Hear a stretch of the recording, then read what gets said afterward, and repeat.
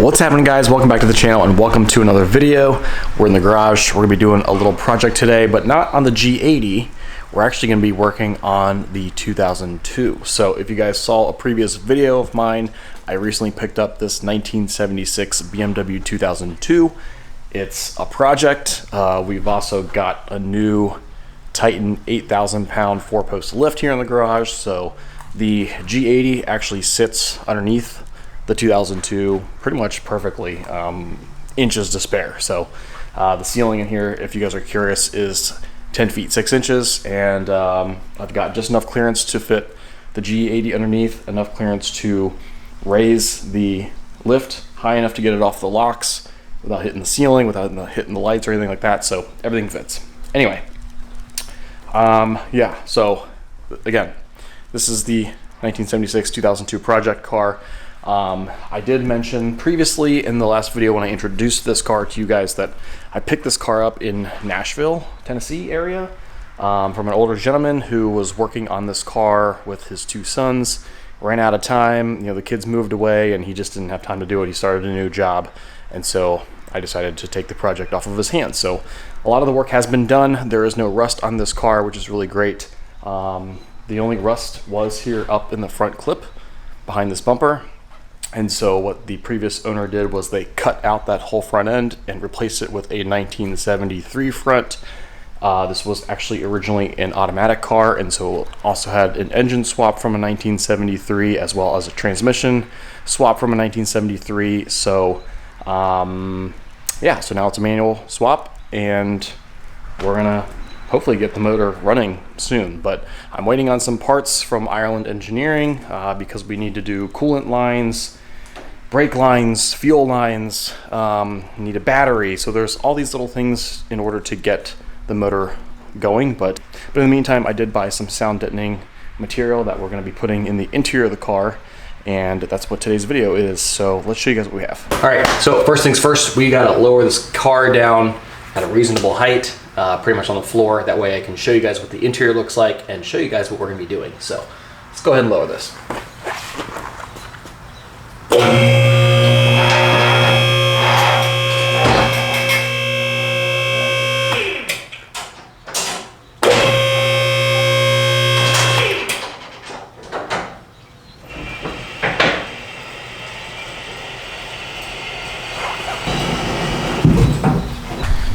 Okay, so here's a closer look at the car. Again, this is a 76, so it does have these square tail lights. Does have some new roundels on it, which is kind of cool. These are the 50th anniversary ones. We need a lot of parts, as you guys can see, and it also came with a lot of parts. So this is all interior stuff that we're eventually going to, be able to get to. But yeah, so the whole interior had no rust. It's pretty common on these cars to have rust right here on these shock towers, kind of on these tubs. Additionally, rust is pretty common on the rocker panels, and this car had none of that. And even the underside looks really, really good. So that's kind of why I decided to buy this thing, because it's issues that I don't have to worry about. And as you guys can see, the exterior has been primered, but it does need some sanding and some additional primer. And I'm actually planning to fill all of these little holes, because the 2002 does come with chrome trim that goes around the entire body of the car, and I think it just looks cleaner without having all that chrome. And so in that case, we need to fill all of these little holes. I think there's 59 holes that I have to fill. So but yeah, so we've got, the whole interior again has kind of already been painted with some bed liner. I'll show you guys what that looks like here. So as you guys can see, it's got this like black coating on the inside. All of the previous sound deadening stuff was pulled out of here, and it's in a decent looking spot on the inside. So a lot of that stuff's already been taken care of for me, which is really, really awesome. Obviously we are missing some back seats here. The wiring harness is through here, but it needs to be looked at. Half of it's right there. It's probably not in the greatest condition, so need to address that. But yeah, and the seats are actually in really good shape. Not sure if these seats are going to stay or not, but it does have new seat rails, which is cool. Obviously the dash here has some cracks in it and needs to be once overed. The windshield does have a crack, several cracks in it, so I'm actually going to pick up a windshield 2 days from now on Sunday. But yeah, here's all the wiring I got to deal with. Again, manual has been swapped in here. I do have a lot of parts for this thing, so we do have an e-brake in our parts bin, as well as a shifter, I believe. So we need to figure that stuff out, but obviously we also need all new window trim here and door body panel trim. This is the original color, this blue color here. You kind of see that here on the door panels as well. But yeah, so that's what she looks like. And just to show you guys under the hood, this is kind of what we're working with here. This is a single carb right there on the top, and this is a 2-liter. Probably makes about 95 horsepower or something like that. So as you guys can see, we're missing some stuff. We're missing quite a bit of things actually in here. So brake boosters in here. The wiring harness is a total mess, like I mentioned. We do have, I do have new spark plug wires, but we just need to, we're missing a lot of hoses, you know what I mean? We're missing a throttle cable here, so that's not connected to the pedals down there. I need to look into the clutch, clutch master cylinder or things like that. I'm not sure. I think the water pump should be, water pump's down there, I believe. So we're just missing a lot of coolant lines and things like that. It does have fresh oil in it, and a new oil filter. We need a battery. So just like a lot of little tiny things here. And as you guys can see, as I mentioned, the previous owner chopped off that front end, and so him and his son, I guess, his son knows how to weld, sort of, and so they welded a new front end on, so you can see the boogery welds on both sides here. So I'm not sure if we're gonna mess with that. Be nice to sand that down and kind of make it look nicer, but not sure. I mean, we've got lots of other things and priorities we got to deal with. I'd like to put some new suspension on here because these top mounts look a little blown. Missing a lot of little parts and pieces like this here. We're missing, to kind of hold this into place better. So I don't know. Additionally, with the hood, this little contraption here, holds the hood down in place, and it's just connected to a cable which goes on the inside to the lever.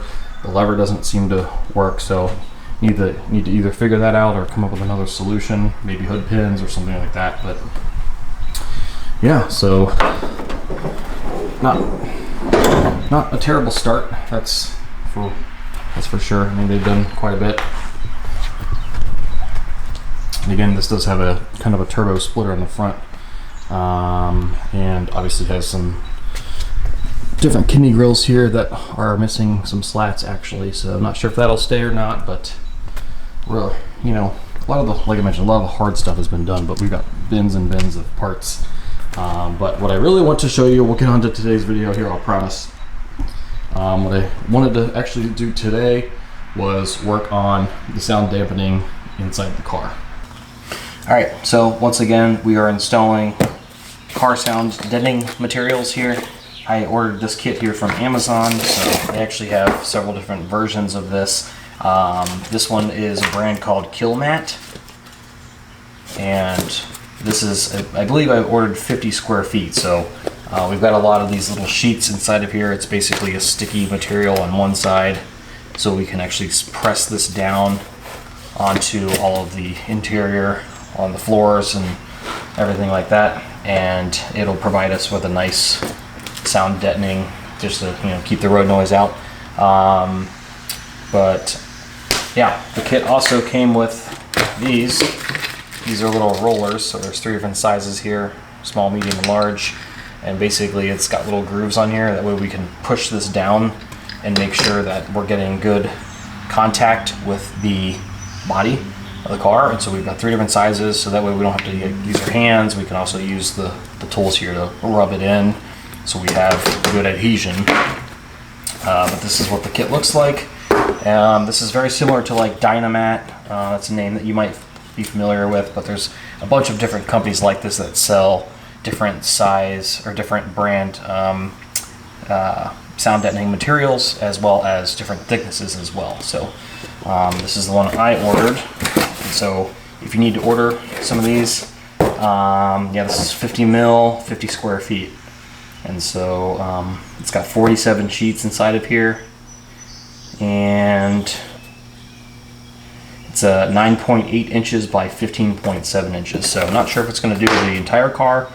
Pretty sure online it said it was enough to do the entire interior of the car, the trunk area, and the roof. So hopefully that's the case, but we can always cut this as well to certain sizes and shapes if we need to. All right, so I think what I'm going to do here is, since we do have a lot of wiring and stuff to deal with still, I want to start covering the areas that I know that I'm allowed to cover, and I'm not going to block anything, because once these go on, these are pretty sticky, so they're kind of hard to get off later. But as you guys can see, this entire floorboard is clear of any wiring or anything like that. So I'm going to go ahead and start here, and as you guys can see, like, there's all these different crevices and concavities, all through the entire car. And so this will allow us to push down in certain areas. It's very flexible, and then we can use those little rolling tools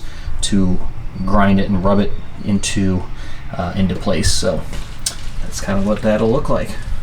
All right, so I've got one little sheet in here. Very, very simple.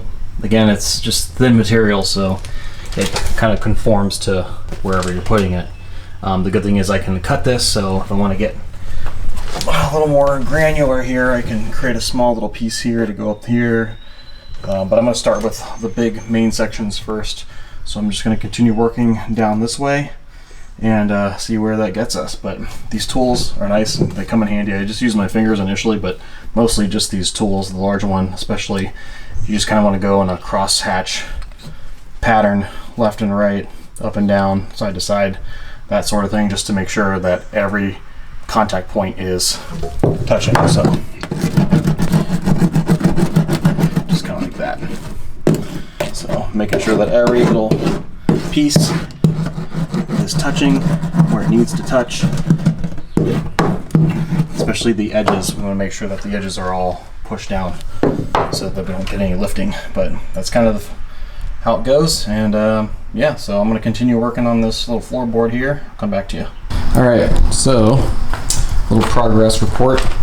I actually think this whole box is going to be more than enough. So just FYI, if you're doing one of these, 2002, 50 square feet should be okay, depending on what all you're trying to do. I'm probably not going to do the trunk, at least not for now, but here's what I did. I already showed you kind of this part. I'm going to wait on the driver's side just because I'm in and out of there a lot and I don't want to screw this stuff up. Additionally, I will eventually go over the trans tunnel and maybe a little further up here once I kind of figure out the HVAC system and all that other stuff that goes in here, glove box and all that. Same thing with the rest of this trans tunnel. I'll probably cover that.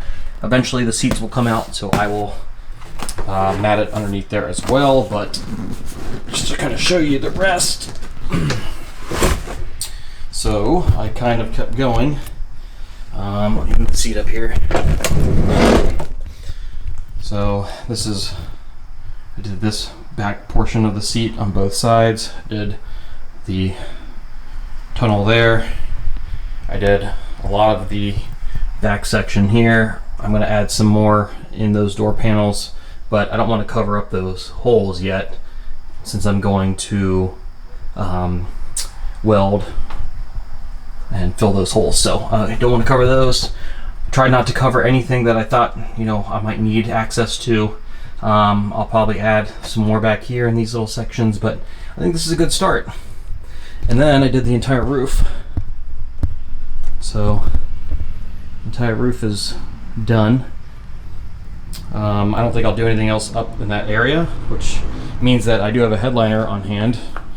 I've got a black headliner that I can put back up in there and reinstall, so I think that part's good to go.